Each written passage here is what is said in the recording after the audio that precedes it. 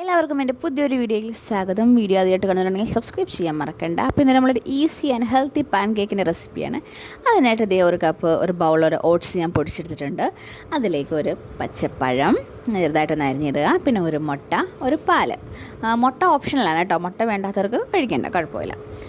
പാലും പഴവും ഓട്സും നല്ലൊരു തിക്ക് ബാറ്ററാക്കി എടുക്കുക.